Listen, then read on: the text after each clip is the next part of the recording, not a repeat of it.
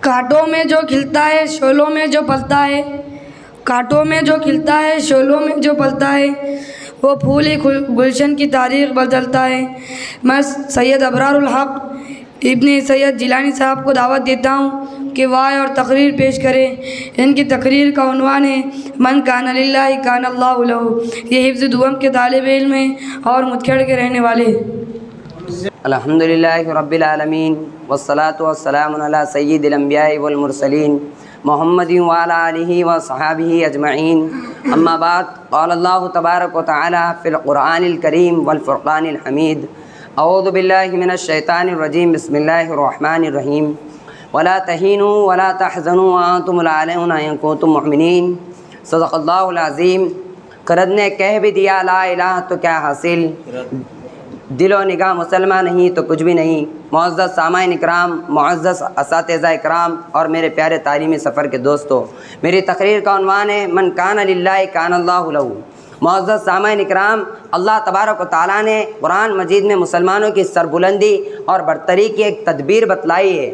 بڑے پرجوش شوق لہجہ اور بھرپور اعتماد کے ساتھ ببانگے دہل اور ڈنکے کی چوٹ پر اعلان کیا کہ اے مسلمانوں، تم ہی کامیاب ہو، تم ہی اس دنیا کے مالک ہو، دنیا کی تمام چیزیں تمہارے لیے ہیں، عزت و شرافت کے تمہیں ٹھیکیدار ہو، کائنات تمہارے آگے جھک سکتی ہے، چرند پرند تمہاری اطاعت کر سکتے ہیں، لیکن اس کے لیے ایک شرط لگائی ہے وَأَنْتُمُ الْأَعْلَوْنَ إِن كُنتُم مُؤْمِنِينَ۔ فرمایا کہ تمہیں سر بلند ہو بشرط کہ تم مومن کامل ہو، ایمان کی حلاوت اور چاشنی تمہارے اندر موجود ہو، مومن کی تمام صفات تمہارے اندر ہو۔ فرزندان اسلام، اللہ تبارک و تعالیٰ نے اس مختصر سے جملے اور اس چھوٹی سی آیت کے اندر حقیقت کا انکشاف کیا، آنکھیں کھول دی، صاف طریقے سے فرما دیا کہ تمہیں گھبرانے کی کوئی ضرورت نہیں ہے، کوئی خوف محسوس نہ کرو، دنیا کی کوئی چیز تمہارا کچھ نہیں بگاڑ سکتی، شیر تم سے ڈر سکتے ہیں، چیتے تم سے کپکپا سکتے ہیں، دنیا کی بڑی سے بڑی چیز تمہاری غلام بن سکتی ہے، لیکن شرط وہی ہے کہ ایمان و یقین کی بادباری نے تمہارے قلوب میں گلشن پیدا کر دیا ہو، دینی صفات اور ایمانی خصوصیات کے تم حامل ہو۔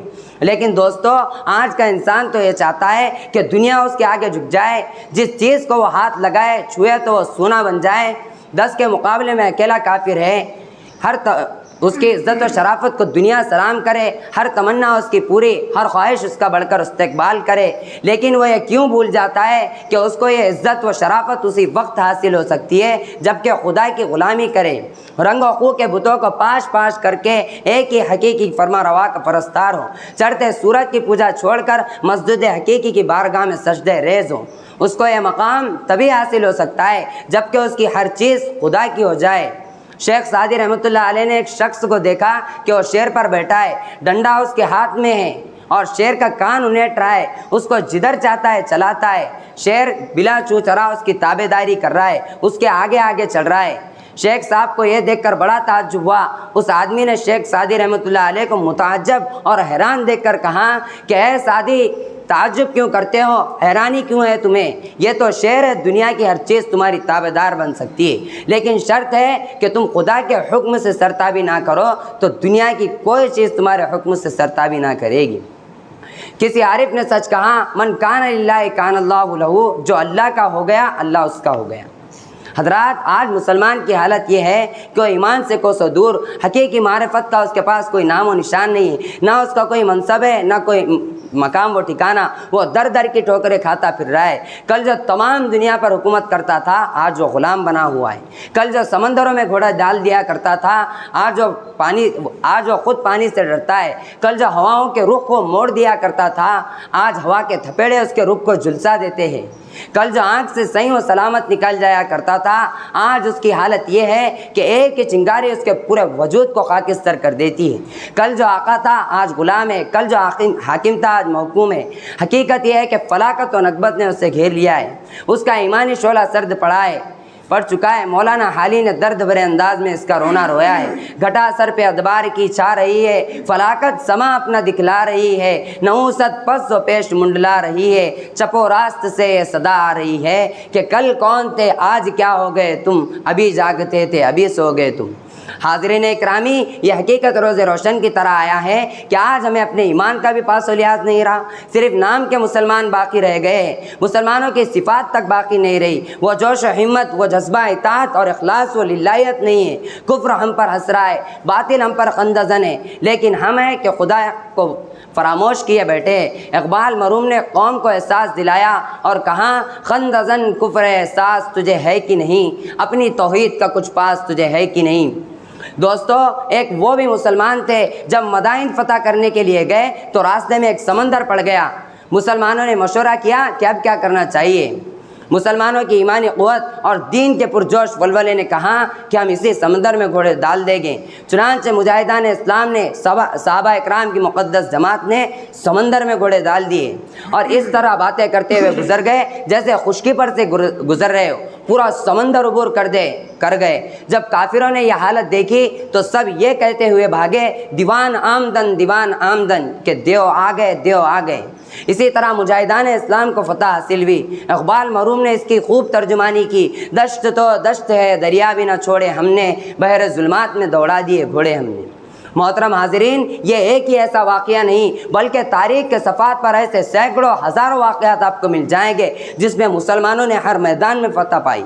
انہوں نے پہاڑوں سے ٹکر لی تو پہاڑوں کی سنگینی کے دل چھوٹ گئے، وہ برق بادرہ میں حائل ہوئے تو ان کا رخ موڑ دیا، وہ جنگلوں میں گئے تو جنگلوں نے بڑھ کر ان کا استقبال کیا،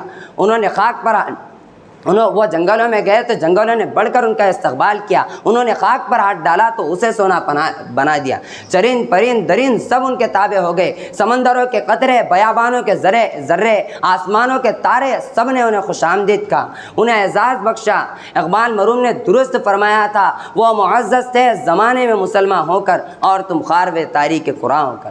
حضرت عمر فاروق رضی اللہ تعالیٰ عنہ کا زمانہ یاد ہوگا آپ کو کہ حضرت عمر فاروق رضی اللہ تعالیٰ عنہ کے زمانے میں افریقہ کے بیشتر علاقے فتح ہو گئے۔ اسلامی نام لیواؤں اور ملت کے جیالوں نے افریقہ کی سرزمین پر اسلامی علم بلند کر دیا، در و دیوار پر اسلامی جھنڈا لہرانے لگا، وہاں کی پرش بلند بالا مینار اور وہاں کی پرشکوہ عمارت اور بلند بالا مینار اسلامی عظیمت وہ سطوت کے سامنے خم ہو گئی۔ اسی وقت کچھ اوباشوں اور دشمنان اسلام نے دین کی راہ میں روڑے اٹکانے اور وہاں کے سیدھے سادے نو مسلموں کو بہکانا اور ورغلانا شروع کر دیا۔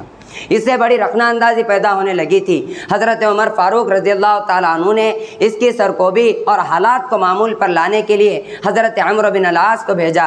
حضرت عمرو بن العاص رضی اللہ تعالیٰ عنہ نے وہاں جا کر حالات کا جائزہ لیا اور یہ طے ہوا کہ یہاں پر ایک اسلامی چھاؤنی بنائی جائے۔ باتیں ہونے لگی، کسی نے کہا کہ چوکی بھی چوراہے پر بنائی جائے، کسی نے کہا کہ شہر کے کسی کونے پر چھاؤنی بنائی جائے، کسی نے کہا کہ محلی سرا اس کے لیے موزوں جگہ ہے، لیکن اسلامی لشکر کے سردار نے کہا کہ چوکی افریقہ کے جنگل میں بنائی جائے گی۔ افریقہ کے لوگوں نے کہا کہ یہ لوگ تو بالکل بیوقوف معلوم ہوتے، افریقہ کا جنگل تو وہ ہے جہاں پر دن ہی میں آدمی جاتے ہوئے ڈرتے، اگر کوئی وہاں پر پہنچ جاتا ہے تو واپس نہیں آ سکتا، وہاں بڑے بڑے اسدے، دھاڑتے ہوئے شیر، ڈکارتے ہوئے بھیڑیے اور قسم قسم کے موذی جانور ہیں، بھلا چوکی کس طرح بنائی جائے؟ لیکن لوگوں نے منع کیا، لیکن یہ فیصلہ اٹل تھا کہ نہیں، چوکی جنگل ہی میں بنائی جائے گی۔ اپنی جماعت کو لے کر مسلمان افریقہ کی جنگل کی طرف روانہ ہو گئے۔ افریقہ کے کچھ گنڈے اور اوباش قسم کے لوگ بھی ساتھ ہو گئے، یہ دیکھنے کے لیے کہ آپ دیکھیں ان بدوؤں کے ساتھ کیا معاملہ ہوتا ہے۔ تماشائی کی حیثیت سے ساتھ چلنے لگے۔ جنگل کے قریب پہنچ کر امیر لشکر جنگل میں داخل ہو گئے اور پوری جماعت کنارے پر کھڑی رہی۔ ان امیر لشکر نے، ان صحابہ رسول صلی اللہ علیہ وسلم نے ایک آواز لگائی کہ اے جنگل کے رہنے والے چرندوں، پرندوں، درندوں اور موذی جانوروں، آج مہمانان رسول کو، غلامان اسلام کو اس جنگل کی ضرورت ہے۔ میں اس ایمان کے ناطے تمہیں حکم دیتا ہوں کہ جنگل خالی کر دو، اگر تم نے نہ مانا تو پھر ہم جس کو پائیں گے قتل کر ڈالیں گے۔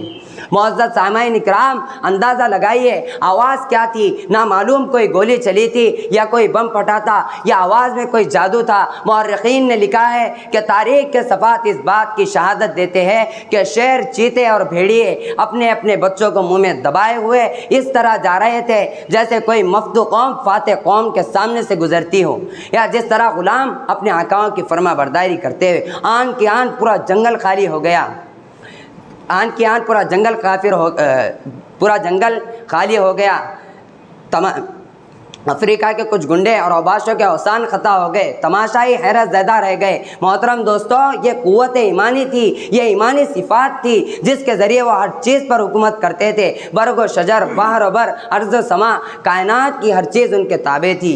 معزز سامعین اکرام، اگر آج بھی وہ ایمان پیدا ہو جائے، یقین کہ وہ کیفیات ہمارے اندر آ جائے، ظاہر کے نہیں باطن اور اندرونی قلب کو مسلمان بنا لے، تو کوئی وجہ نہیں کہ ہمیں عزت حاصل نہ ہو، ہمیں دونوں جہاں میں ٹھکانہ میسر نہ، ہمیں دونوں جہاں میں کوئی ٹھکانہ نہ ملے، باطل اور طاغوتی قوتیں ہم سے ڈرنے نہ لگے۔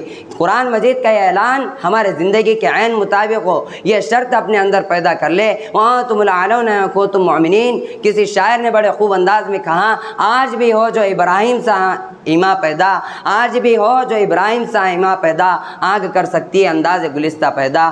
وآخر دعوانا الحمد للہ رب العالمین۔